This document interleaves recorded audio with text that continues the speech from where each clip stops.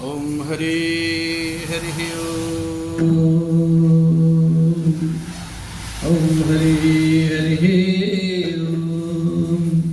हरि पावन परम पुनीता भजो रे मन श्री राम सीता। पावन परम पुनीता भजो रे मन श्री राम सीता। पावन परम पुनीता भजो रे मन श्री राम सीता। श्री राम सीता श्री राम सीता श्री राम सीता श्री राम सीता। पावन परम पुनीता भजो रे मन श्री राम सीता। पावन परम पुनीता भजो रे मन श्री राम सीता। बोले राघव सरकार की जय। ओम परिपूर्णतम परमात्मा अकारण करुणालय करुणालय भगवान राघवेंद्र सरकार, बाबा भूत भावन शिव हनुमान जी महाराज जी के पावन चरण में श्रद्धापूर्वक साष्टांग दंडवत प्रणाम करते हुए पूज्यपाद गोस्वामी जी महाराज सदगुरुदेव भगवान का आश्रय लेते हुए उनके श्री चरण में नमन वंदन करते हुए आज की पावन कथा रघुनाथ जी की और वैदेही जी की धनुष भंग का प्रसंग मानस के माध्यम से पूज्यपाद गोस्वामी जी का अनुसरण करते हुए उनकी सुंदर सुंदर चौपाइयों का अनुसरण करते हुए आज का यह पावन काव्य पाठ ये दास अपनी सखा मंडली के मध्य में बैठ करके आप सभी को निवेदित करता है। ये आशा करता हूँ कि आप सब हमें अपना आशीर्वाद हम पे बनाए रखेंगे और रघुनाथ जी की कृपा सब पे ऐसे ही बरसती रहे निरंतर, यही कामना है। और इसी कामना के साथ में सियाजू उस राज समाज में जो वैदेही जी का मंडप बना हुआ है धनुष यज्ञ का, उस यज्ञ में अपने मन में व्यथित होकर के बड़े भाव से भगवान शिव माँ भवानी को मनाती हैं और कहती हैं, हे नाथ अब मेरी इस विपत्ति को दूर कर दो। क्या कहती हैं? अरे मन ही मन मनाव अकुलानी हो प्रसन्न महेश भवानी।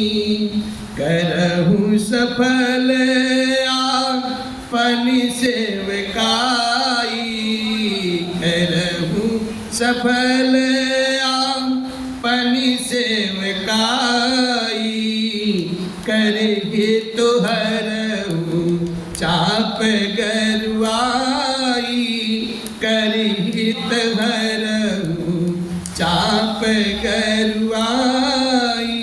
और फिर मैया कहती हैं, किशोरी अम्बा वैदेही जी हाथ जोड़ करके कहती हैं कि हे गणनायक वरदायक देव, हे शंकर जी के पुत्र गौरा जी के लाडले, हे कार्तिकेय भगवान, हे गणेश भगवान, अब मेरी विनती सुन लो। कैसे? अरे गणनायक वरदायक देवा गणनायक वरदायक देवा। आज लगे कि तुम सेवा आज लगे कि तुम सेवा। बार बार बिनती सुन मोरे बार बार बिनती सुन मोरी। करहु चाप गरुता अति थोरी करहु चाप गुरु अति थोरी। तोरे। वैदेही बड़े प्रेम से अपने मन में व्याकुल होकर के मन ही मन भगवान शिव माँ भवानी को मनाती हैं और कहती हैं, हे बाबा, हे मैया, अब हम पर प्रसन्न हो जाओ। ऐसी विषम परिस्थिति क्यों प्रकट कर दी आपने? मैंने आपकी जो आज तक सेवा की है ना, उसका परिणाम, उसका फल स्वरूप मुझे कुछ दो प्रभु। अब मुझे वो वरदान दे दो, मुझ पर अपना स्नेह बना दो, इस धनुष के भारीपन को आप हल्के कर दो ना, सब भार इसका हर लीजिए। और फिर वैदेही गणेश जी के श्री चरण में आती हैं, कहती हैं, गणों के नायक, सबको वरदान देने वाले देवता गणेश भैया, मैंने आज के ही दिन के लिए आपकी आज तक सेवा की है, और ये मत सोचना कि मैं ऐसे ही सेवा की थी आपकी। और इस मेरी पुकार को सुन करके, मेरी विनती को सुन करके, और इस जो धनुष का भारीपन है ना, कठोरता है ना, इसको बहुत ही कम कर दीजिए, और नहीं तो बड़ी जगहसाई होगी आपकी। गणेश भैया मुस्कुराने लगे और फिर बोले, बताओ क्या करना है, मैं आ गया हूँ। बोले, बस जो पिनाक है ना, इस पिनाक का भार कम कर दो। बोले, किस प्रकार से? जिस प्रकार से आपका एक विशाल काय शरीर एक छोटी से मुसक पर सवार हो जाता है, और मुसक प्रसन्न चित्त होकर के आपके भार को सहन करके पूरे जगत का भ्रमण करता है, उसी प्रकार से ये विशाल पिनाक जो है ना, इसका भार कम कर दो भैया।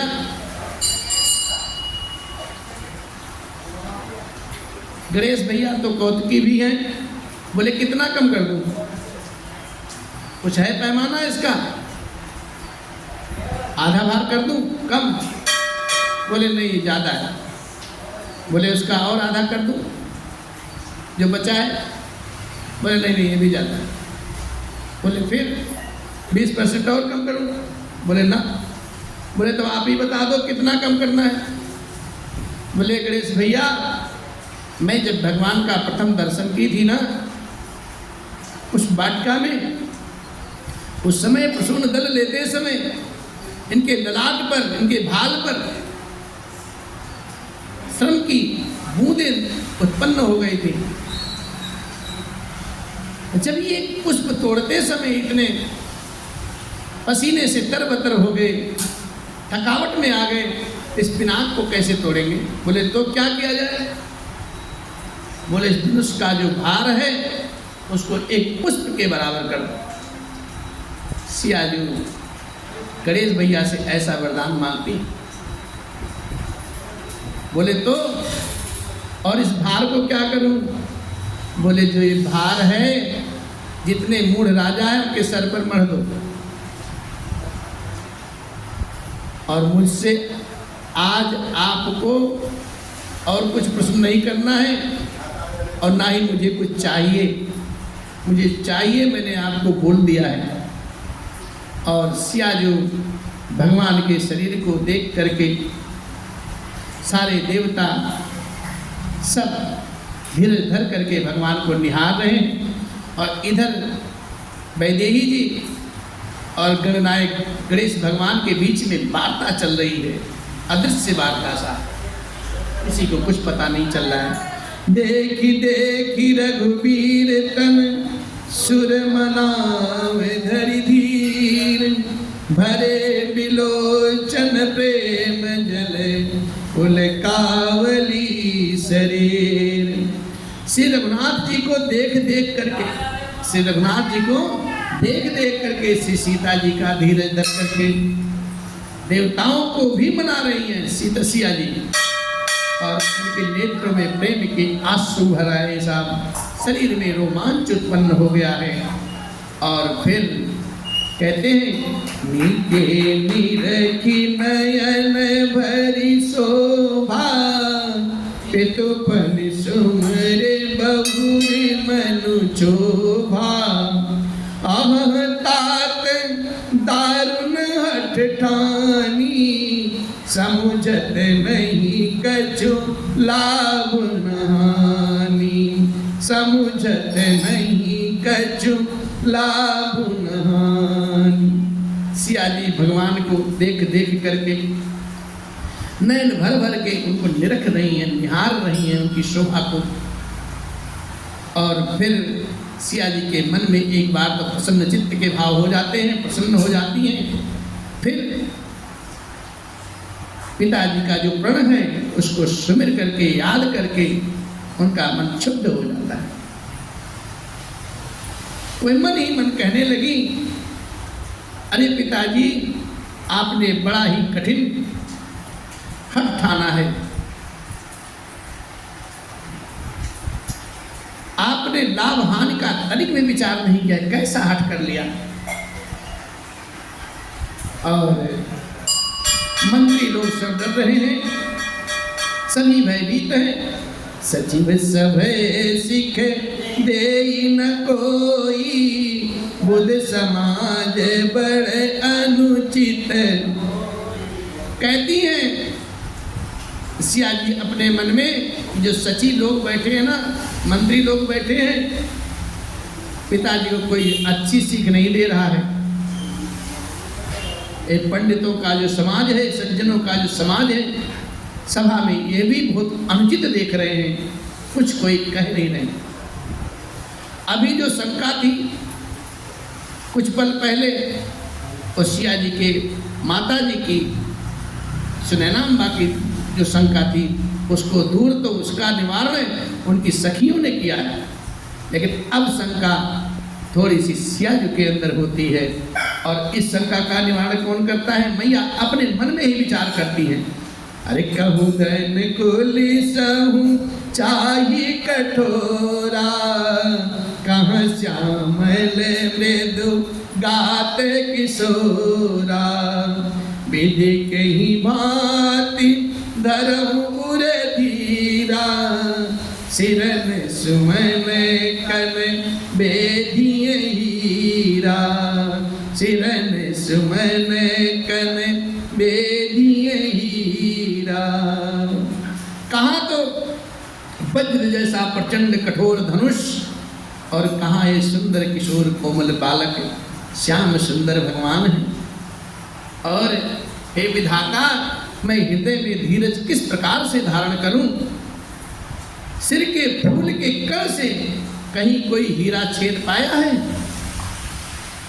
और सकल सभा के मति भय भोरी, अब मोहि शंभु चाप गति तोरी। अब सिया जी क्या करती हैं? भगवान शिव के शरण में चली जाती हैं और कहती हैं, सारी सभा की बुद्धि तो भोली हो गई है, मारी गई है, बावरी हो गई है। अतः हे शिव जी के धनुष पिनाक, अब तो मुझे तुम्हारा ही सहारा है, तुम्हारा ही आसरा है। और कहती हैं, अम्बा हाथ जोड़कर उसको पिनाक से, निज जड़ता लोगन पर डारी, होई हरही रघुपति निहारे, अति परिताप सिय मन माही, लवन में से जुग सय समझाही, लवन में से जुग सय समझाही। सिया जी कहती हैं कि हे पिनाक भैया, मैंने आपकी भी बहुत सेवा की है, और जैसे रघुनाथ जी आपकी तरफ देखे ना, तो आप एक काम करना। पिनाक बोले क्या? बोले जैसे रघुनाथ जी आपकी तरफ देखे, अपनी सारी गरुता जो है ना, आपका जो भारीपन है ना, और सब इन मूढ़ राजाओं के सर मर देना, उनके सर पर जाके बैठ जाए, और मेरे रघुनाथ जी जैसे आपको फूल की तरह उठा लेंगे। इस प्रकार से सिया जी के मन में बड़ा ही संताप हो रहा है साहब। एक एक निमेष का एक लव अंश भी स्वयुग के समान सिया जी का अब बीत रहा है। उनके हृदय में बिल्कुल उथल पुथल चल रहा है। अब सिया जी के इस संशय को दूर करने के लिए रघुनाथ सामने खड़े हुए हैं सभा के मध्य में, और भगवान ने जैसे सिया को देखा है, प्रभु चितई पुनि चितव मही राजत लोचन लोल, खेलत मन सिज मीन जुगे जनु विधु मंडल डोल।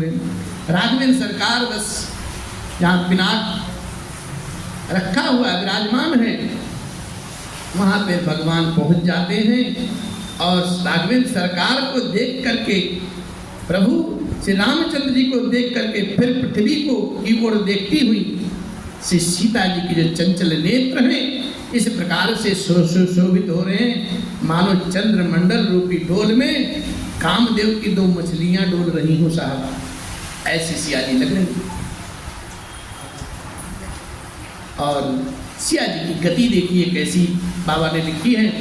अरे गिरा अलनि मुख पंकज रोकी, प्रगट न लाज निसायव लोकी, लोचन जल रह लोचन को ना, जैसे परम कृपन कर सोना, सकुची व्याकुलता बड़ी जानी, धरि धीरज प्रतीत गुरयानी, तन मन बचन मोर पन साचा, रघुपति पद सरोज रिचित राचा, तन मन बचन मोर पन साचा, रघुपति पद सरोज चितु राजा, रघुपति पद सरोज चितु राजा। अब श्री सीता जी की जो वाणी रूपी भ्रमरी को उनके मुख रूपी कमल ने रोक रखा है, लाज रूपी रात्रि को देख करके प्रकट हो रही नहीं हो पा रही है, नेत्रों का जल नेत्रों के कोने में ही रह जाता है, जैसे बड़े भारी कंजूस का सोना कोने में ही खड़ा रह जाए साहब, उसी प्रकार से सिया जी के नेत्रों में आंसू इधर उधर मचल रहे हैं। कहने का भाव है कि सिया जी बस भगवान को निहार रही हैं और उस क्षण की प्रतीक्षा कर रही हैं, भगवान इस कष्ट का अब निवारण कर दो। अपनी बड़ी हुई व्याकुलता को जान करके वैदेही जी सकुचा जाती हैं कि समाज भी उनको देख रहा है, अकेली नहीं बैठी हैं सिया जी, सब समाज सिया जी को देख रहा है और सकुचा जाती हैं, धीरज धर करके हृदय में विश्वास ले आती हैं, क्या यदि तन मन और वचन से मेरा प्रण सच्चा है तो श्री रघुनाथ जी के श्री चरण कमल में मेरा चित्त वास्तव में अनुरक्त है, तो भगवान सबके हृदय में निवास करने वाले भगवान मुझे रघुश्रेष्ठ श्री रामचंद्र जी की दासी अवश्य बनावेंगे, इसमें तन के भी संदेह नहीं है। अरे तो भगवान सकल उर्वासी, करी मोहि रघुबर के दासी, जही पर सत्य सनेहु, जही पर सत्य सनेहु, सोते ही मिलई न कछु संदेहु, सोते ही मिलई न कछु संदेहु, प्रभु तन चितई प्रेम तन ठाना, कृपा निधान राम सबु जाना, सियहि बिलोकी तकऊ धनु कैसे, चितव गरुर लघु प्यालहि जैसे, चितव गरुर लघु प्यालहि जैसे।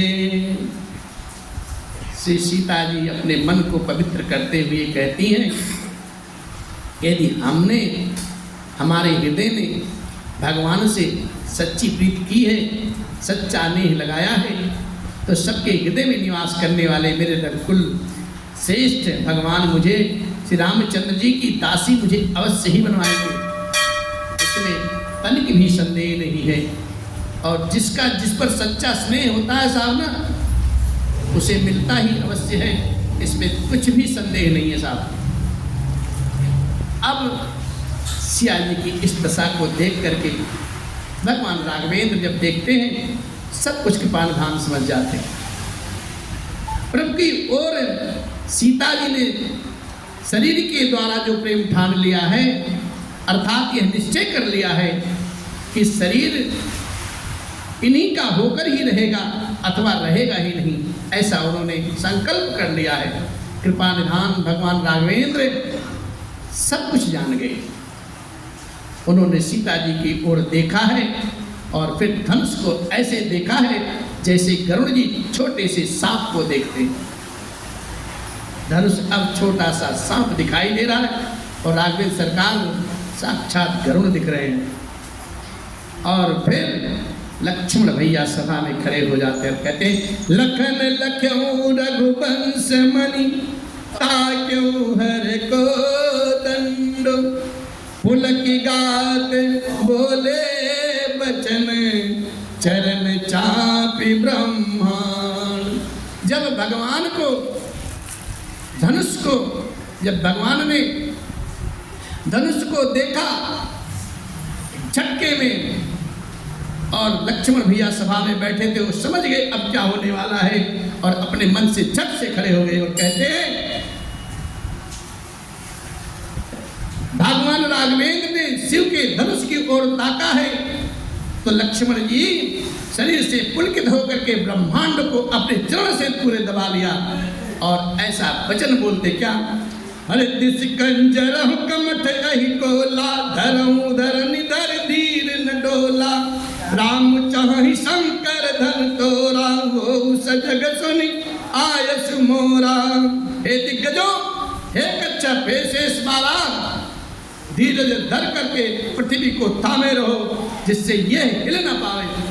और श्री राघवेंद्र सरकार शिव जी के धनुष को तोड़ना चाहते हैं, मेरी आज्ञा सुनकर के सब सावधान हो जाओ, कहीं इस पिनाक के साथ कहीं पूरी ये धरा ना उठ खड़ी हो जाए, इसलिए इसको संभाल करके रखो। अरे चाप समीप राम जब आए, नर नारी निसुर सपेते मनाए, सब कर संसौ अरु अज्ञानु, मंद महीपन कर अभिमानु। राघवेंद्र सरकार जब धनुष के समीप आते हैं तो सब स्त्री पुरुषों ने देवताओं और पुण्यों को अपने अपने मनाया है और सबका संदेह और ज्ञान उन्होंने ऐसा आवाहन किया कि यह नीच राजाओं का अभिमान है और इसका जो भार है इस पर चला जाए। भृगुपति केरी गर्भ गरुआई, सुर मुनि बरन केरी कदराई, सिए कर सोचू जनक पछतावा, रानी भी कर दारुण दुखदा। परशुराम जी के गर्भ की गुरता और देवता और श्रेष्ठ मुनियों की कायरता, परशुराम जी के गर्भ की गुरता और देवता और श्रेष्ठ मुनियों की कातरता भय, सीता जी का सोच, जनक जी का पश्चाताप और रानियों का दारुण दुख जो है वो दावा नल के समान है। और इस दावा नल को कौन बुझाएगा? मेरे राघव सरकार। अरे शंभु चाप बड़ बोहित पाई, चढ़े जाए सब संग बिहाई, राम बाहुबल सिंधु अपारू, चाहत पारू नहीं को कड़हारू। और ये सब शिव जी के धनुष रूपी बड़े जहाज को पा करके समाज बना करके उस पर जा चढ़े हैं और श्री रामचंद्र जी की भुजाओं के बल रूपी अपार समुद्र के पार जाना चाहते हैं, परंतु उसमें कोई केवट नहीं है। केवट कौन है अभी बताते हैं। राम बिलो के लोग सब चित्र लिखे से देखी चितई सी कृपायतन जानी बिकल विषेक। श्री राम जी ने सभा के चारों ओर देखा है, सारे लोग टकटकी लगाए चित्र की भांति खड़े हुए हैं त्रिकृपा धाम। श्री राम जी ने श्री सीता जी की ओर देखा है, उन्हें विशेष व्याकुल जान करके अब राम जी सिया जी के मन की गति को समझ जाते हैं। अरे देखी विपुल विकल देही निमिष विहात कल्प समते रिश्ते बार बिनु जो तनु त्यागा मुए करई का सुधा तड़ागा। उन्होंने जानकी जी को बहुत ही विकल देखा है और उनका एक एक क्षण एक एक कल्प के समान बीत रहा है साहब। अब यदि प्यासा अपनी पानी के बिना शरीर छोड़ दे तो उसके मर जाने पर चाहे अमृत का तालाब ला करके उसमें डाल दो तो सब बेकार हो जाता है। वो क्या करेगा?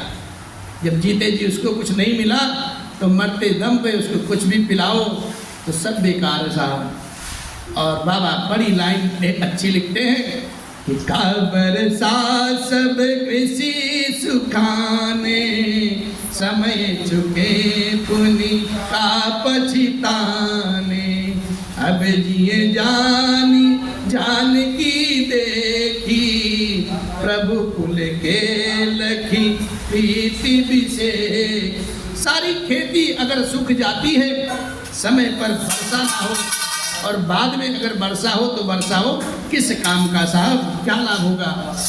और समय बीत जाने पर फिर पछताने से क्या लाभ होगा? जी में ऐसा समझ करके श्री राम जी ने श्री जानकी जी की ओर देखा है और उनका विशेष प्रेम लग करके वो पुलकित हो जाते हैं और कहते हैं अरे गुरु ही प्रणाम मन ही मन कीन्हा अति लाघव उठाई धनुलीना। गुरु ही प्रणाम मन ही मन कीन्हा अति लाघव उठाई धनुलीना अति लाघव